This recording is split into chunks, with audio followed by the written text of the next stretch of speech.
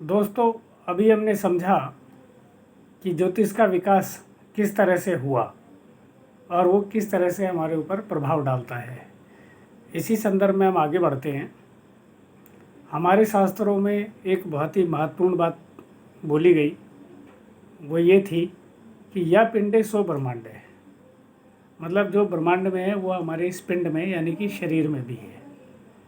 जिस शरीर को हम बड़े साधारण तरीके से प्रयोग करते हैं वो एक बहुत बड़ी मशीनरी है, यानी कि इसमें पूरा ब्रह्मांड शामिल है।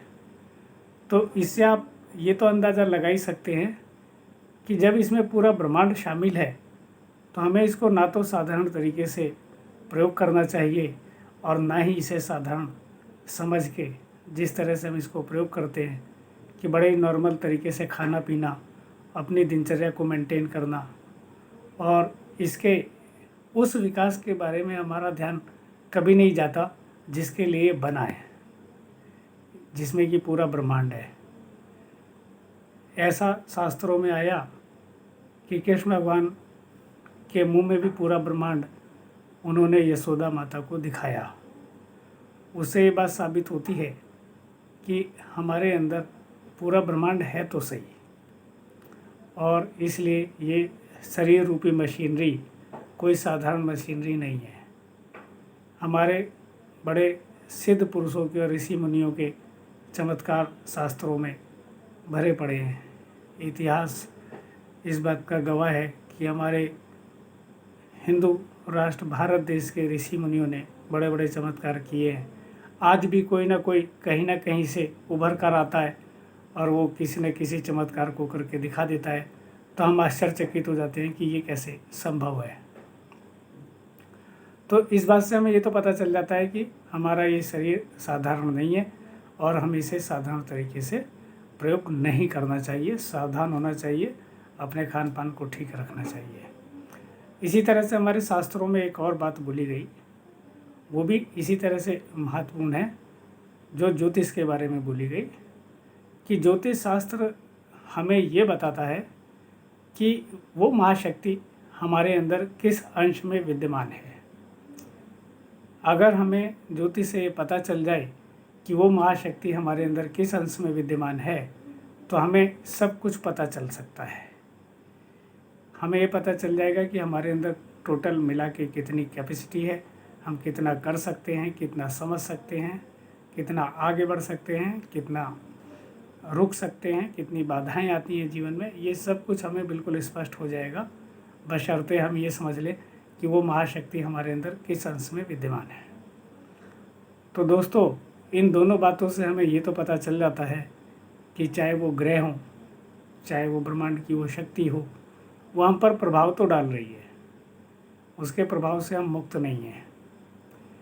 इसी बात को आगे बढ़ाते हुए मैं एक बड़ी ऐसी बात बताने जा रहा हूँ जो सबके नोटिस में पहले से ही है। जैसा कि हम सूर्य के महत्व को विज्ञान के माध्यम से भी समझते हैं, अब ज़रा हम उस पर ज्योतिष के माध्यम से समझने की कोशिश करते हैं कि आखिर ये सूर्य है क्या और ज्योतिष में इसकी क्या महत्ता है और वो कैसे हमारे जीवन पर प्रभाव डालता है, ये हम समझते हैं। सूर्य जो है, जिसको ज्योतिष में कहा जाता है कि वो हमारी आत्मा है, हमारी आत्मा का प्रकाश है। वो एक ऐसा प्रकाश है जिससे हम अपनी खुली आंखों से सब कुछ देखते हैं। अगर सूर्य का प्रकाश हमारे अंदर ना हो तो हम बाहर कुछ देख नहीं सकते। ऐसे लगेगा कि जैसे आंखें होते हुए भी हमें चारों तरफ अंधकार अंधकार ही दिखाई देगा। और हम हजारों बार ऐसा कहते हैं कि जब तक मैं देखूंगा नहीं विश्वास नहीं करूंगा। सुनी सुनाई बात पे मैं कोई विश्वास नहीं कर सकता। तो देखने का चमत्कार तो आप सबसे छुपा नहीं है, वो देखने का काम भी हम सूर्य से ही करते हैं। और जब हमें बताया जाता है ज्योतिष में कि सूर्य पिता का कारक है, तो हमारी आंखें भी वही रोल अदा करती हैं कि जो हमें गाइड करती हैं, जो हमें गाइडेंस देती हैं कि हमें किस मार्ग पर कैसे जाना है या किसी चीज़ को समझना है तो उसे कैसे देखना है। ठीक हमारे यहाँ गायत्री मंत्र में भी ये बात बोली जाती है कि मेरे ज्ञान का विस्तार करो और उसे प्रकाशित करो। वो इसी बात का इंडिकेटर है यही प्रार्थना की जाती है सूर्य भगवान से और ब्रह्मांड की उस महाशक्ति से कि हमारे ज्ञान का विस्तार करो और उसे प्रकाशित करो।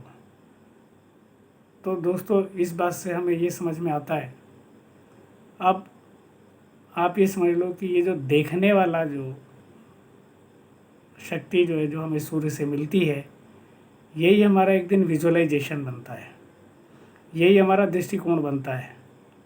हम अपने मन की आँखों से, अपने विजुअलाइजेशन से, अपने दृष्टिकोण से हम वो देखने की कोशिश करते हैं, वो देखते हैं, उस चीज़ की कल्पना करते हैं जो हमें चाहिए। वो भी हम अपने मन की आँखों से देखते हैं। अब आप कहोगे मन की आँखें तो सूर्य नहीं है, तो दोस्तों ज्योतिष में मन भी चंद्रमा को कहा जाता है और चंद्रमा भी सूर्य से प्रकाश लेता है। और चंद्रमा के भी दो भाग होते हैं, एक भाग पे प्रकाश होता है तो एक भाग पर अंधकार होता है। हमारे मन के भी दो अवस्थाएं होती हैं।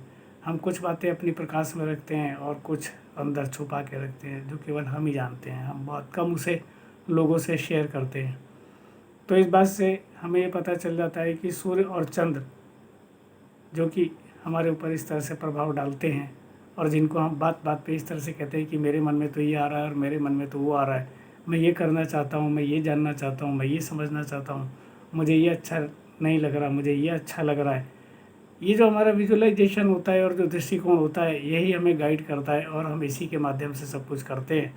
और हमें ज्योतिष में यही समझना होता है कि वो महाशक्ति यानी कि सूर्य, यानी कि हमारा विजुअलाइजेशन, यानी कि हमारा दृष्टिकोण, हमारी आँखें, ये हमें कितना कुछ बता रही हैं, कितना कुछ हम समझ सकते हैं, कितना कुछ हम देख सकते हैं। जो कुछ भी हम समझ सकते हैं, जो देख सकते हैं, हमें वही प्राप्त होगा। ये सूर्य और चंद्र की महत्ता है। इसी तरह से जब हम बात करते हैं मंगल की, तो हमें समझ में आता है कि जो हमारी कैपेसिटी है कि हम कितना कर पाएंगे, कितना हमारे अंदर लड़ने की क्षमता है, कितनी संघर्ष की क्षमता है, कितना हमारे अंदर साहस है, कितना हमारे अंदर पराक्रम है। कहीं हम बहुत जल्दी तो नहीं थक जाते, कहीं हम जल्दी तो थकान फील नहीं करते। तो ये हमारी कुंडली में हमें मंगल से पता चलता है। तो इस तरह से हमें ये जानकारियाँ मिलती हैं। आज से 1.5-2 साल पहले मैंने सुना कि हमारे एक मित्र किसी पंडित जी के पास गए अपनी वाइफ के साथ, और उन्होंने उनको कुंडली दिखाई और बोले, पंडित जी मैं बहुत परेशान हूँ। उन्होंने मुझे ये घटना खुद सुनाई। फिर उनको वहाँ से फ़ायदा नहीं हुआ तो उन्होंने दोबारा मेरे को कुंडली दिखाई और मुझे इस घटना का हवाला देते हुए अपनी कुंडली मुझे दी। तो उन्होंने बताया कि पंडित जी ने हमारी कुंडली देखते हुए बताया कि हमारे पहले बच्चे की डेथ हो गई। और सच में ये हुई थी। अब जो पंडित जी उन्हें जानते नहीं, पर्सनली उनसे कभी मिले नहीं, तो सोचो कि ये डाटा अगर कुंडली में लिखा हुआ है तो इसका मतलब ये तो है कि ज्योतिष में कुछ तो ऐसा है जो छुपा हुआ है, जिसे एक अनजान आदमी आपको बता देता है कागज़ के 4 टुकड़े देख के। तो हमें ज्योतिष के इतने महत्वपूर्ण प्रभाव को, इस महत्वपूर्ण ज्ञान को नज़रअंदाज नहीं करना चाहिए, हमें इसे समझना चाहिए। और अब इस ज्योतिष में सूर्य का, मंगल का, चंद्रमा का, इन सब का हमारे स्वास्थ्य पर क्या प्रभाव पड़ता है, ये मैं थोड़ा सा बता देता हूँ, फिर आगे के वीडियो में हम इसकी चर्चा करेंगे। दोस्तों, जब हम आयुर्वेद की बात करते हैं तो हम हेल्थ की बात करते हैं, रोग की बात करते हैं, अपनी जनरल दिनचर्या की बात करते हैं, तब हमारा ये शरीर बिल्कुल जनरल मशीन की तरह प्रयोग में आता है।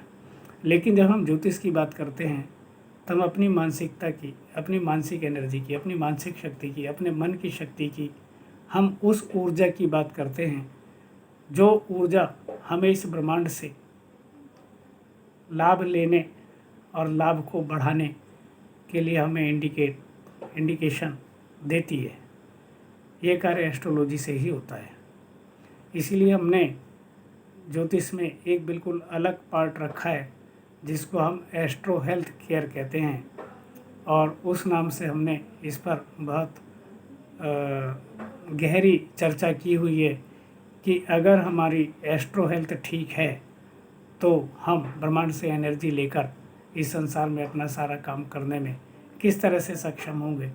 ये बात आप एस्ट्रो हेल्थ में समझेंगे। अगली वीडियो में हम इसकी चर्चा करेंगे। धन्यवाद।